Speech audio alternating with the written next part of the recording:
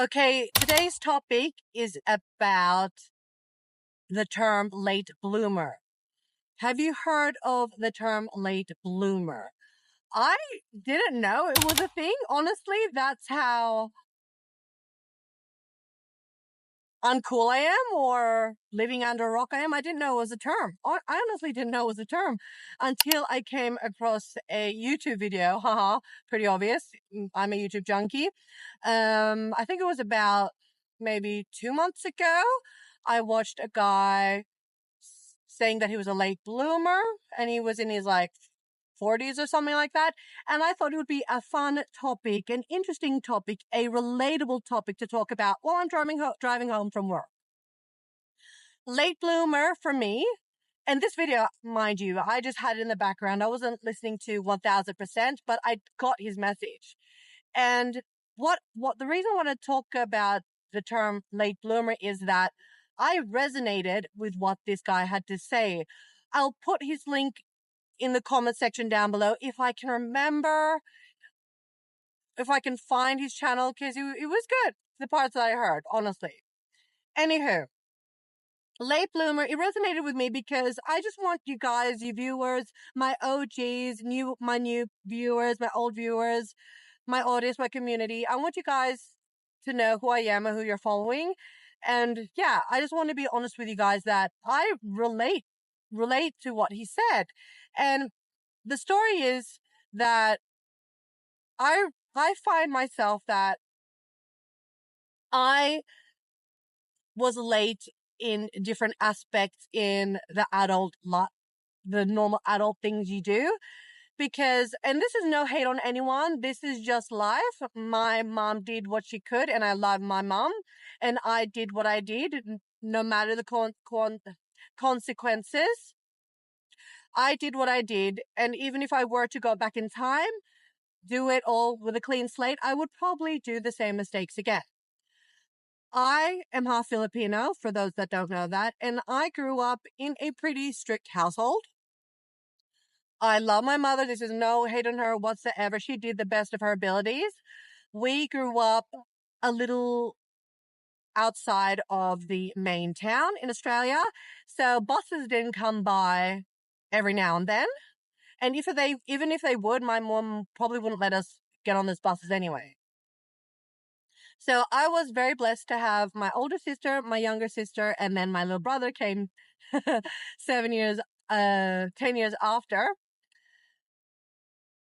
to have to play with at home. So I was very blessed with I was very blessed to have someone to play with all the time in my upbringing.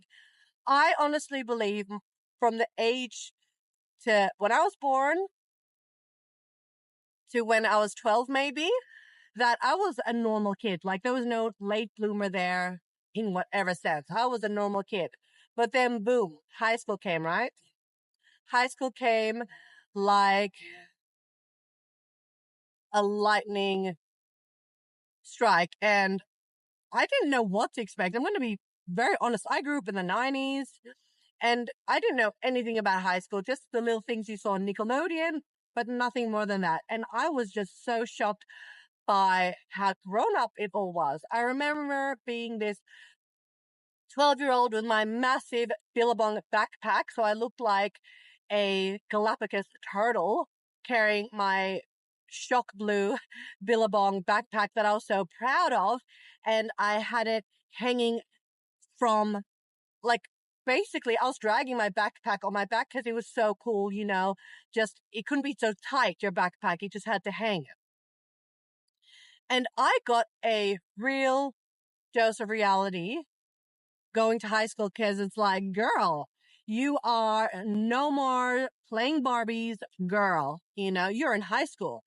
And when you talk about beauty standards and when it's acceptable to start plucking your eyebrows and shaving your legs and all that, that is not in my culture, or definitely not in my household. Like Filipino women, they're like naturally hairless and beautiful skin and great hair and nice eyebrows, in my opinion.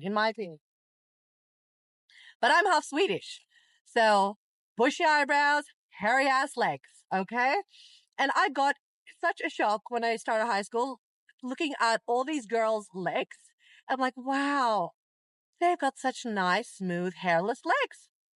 I must be, a Furby, if you remember what Furbies are.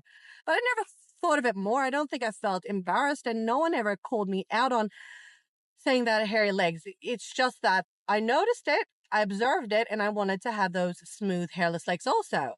And my neighbor was like, "Don't you know you shave them?" And I was like, "What? You shave your legs?" Trauma.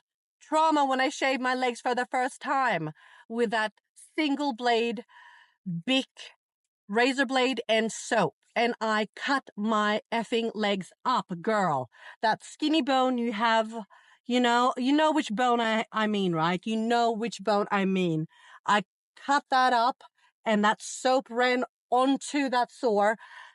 That was my first shaving experience ever, ever. So yes, late bloomer with that.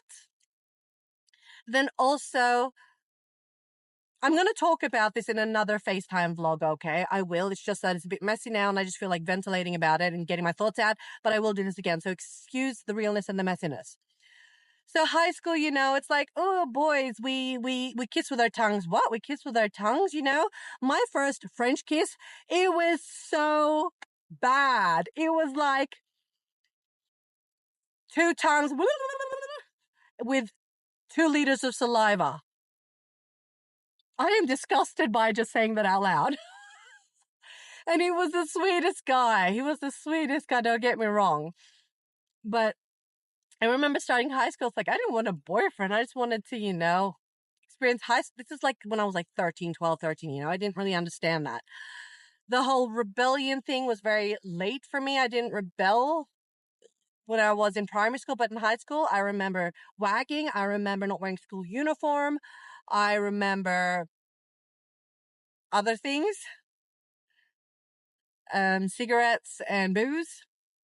But that's later in high school. But the whole late bloomer thing, when it came to the other sex, like talking to boys, the whole frigid thing, it's like I had no problems talking to guys in primary school. I mean, I saw everyone as one. We weren't boy or girl, basically.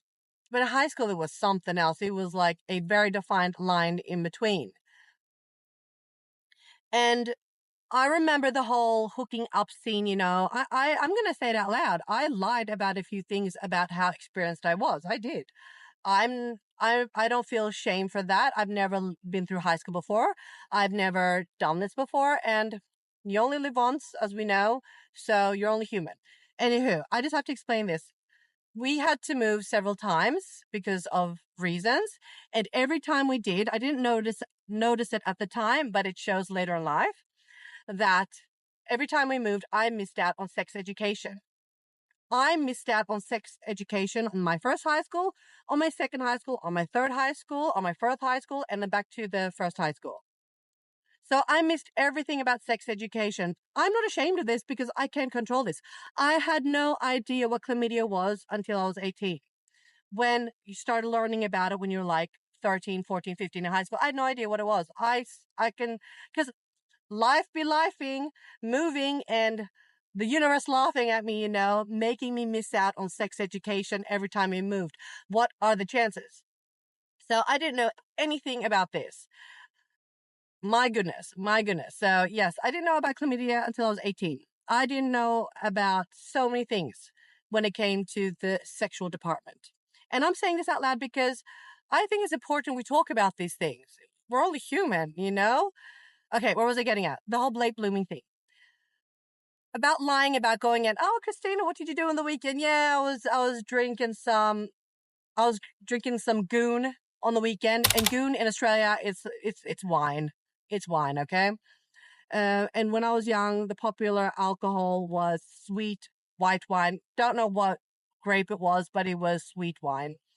Amongst, the breezers, the Bacardi breezers, and the Smirnoff Ice when they came out and all that. And I remember I'd lie about that stuff because it's like I didn't want to sound boring and then have any shame on my mom that was strict. And I was blessed to meet other Filipino girls in the area because we weren't many at the time, but we we were magnetized to each other and we had so much fun. These girlies, my goodness, the way we used to play before the phones, before the internet, before Instagram, before all that. We really played us girls. Like we would dress up, we would dance to Nelly, to Usher, and it was a completely other vibe because we didn't have the internet to tell us about our, I wouldn't say sexuality, but our sensuality. And I remember we would dance and we would do hip moves and all that. It was all in good fun, but it was another way of expressing ourselves in a way that you didn't see, it didn't exist, because you did it. What you learned was on MTV. Anywho, yeah, that was high school. Late bloomer there, lies. But it didn't really, I moved to Sweden when I was 18, and a lot of my high school friends, they were already 18-year-olds when they were 15. They were out drinking, smoking, having sex, and I kind of did white lies about stuff like that, and it's okay. It's okay. I'm only human. So my real reality check was when I got more freedom, when I moved to Sweden with my dad and my mom was still in Australia, that I had a real whoa, I was free to a certain degree living with my dad, and the alcohol and not learning how to drink alcohol when you're 18, talking to guys, needing alcohol to be social, the whole sex thing, I'm just saying, I honestly feel that I was a late bloomer there because where I grew up, the girlies and boys were doing this at 14, 15, 16, okay? And also, not only that, to add on my late blooming list was education. Education, and on that list is also my culture, my upbringing, because of my mom being a strict Filipino. And she meant well, so I hope she's not watching this. She meant well. I don't blame her for anything. I love her. I don't blame her for anything. She did the best to her abilities. Fast forward a little bit here. Also, I moved to Sweden to be with my dad. It was no intention to take care of him. Life hits you with another challenge. My dad was twice the age of my mom, so moving here to spend time with him, it was never planned that I would take care of him. Imagine being 18-year-old and washing your dad, giving him a shower, giving him medicine. It was never the plan. Everything went so quick with his health. So his health basically snowballed downhill after 2 years. So that was that. And that also put brakes on my growing up, taking care of him, not having a real job, being 18. I moved here just to hang out with him. The whole plan was to move back to Australia. It was just to hang out with him for a couple of years. It was never the plan to get stuck here, which I am many years later. So I never prioritized getting education, sticking to a job where I could really develop something and scale on the career pillar, so to say. So that was never my plan. So I started off working a little bit as a cleaner just to do something. I was studying Swedish at the time, just to do something when I'm visiting, learn the language, because I could only speak English growing up in Australia. My dad wasn't around, so it was I couldn't learn Swedish in that sense. Where was I? And then taking care of him and changing jobs. So I never really got to have a stable friendship. I have a lot of friends. I have a lot of great people in my life. But when it comes to core people that have been with me through thick and thin, I don't have many here, because imagine you moving a lot. It's you don't build those really stable relationships. Understand me, you can meet someone today and you could be best friends the rest of your life. I'm not saying you don't need your friends that you've had when you're kids. Understand me. Oh, we'll have to continue this because I didn't know it'd go for this long.